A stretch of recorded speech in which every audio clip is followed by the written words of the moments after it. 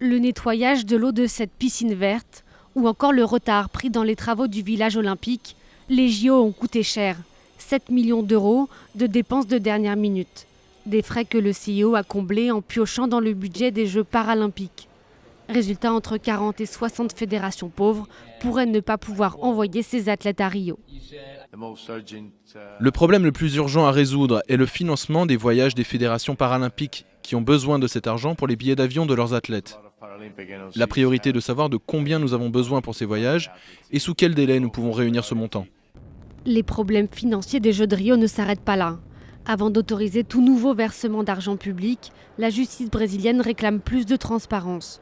270 millions de réals, soit 75 millions d'euros, sont bloqués depuis vendredi.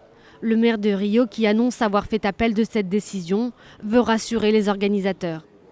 Je veux assurer le président du comité international paralympique que s'il y a un déficit, l'État de Rio de Janeiro, et je crois pouvoir dire qu'il en sera de même pour le gouvernement fédéral, fera tout pour que les Jeux paralympiques se déroulent normalement.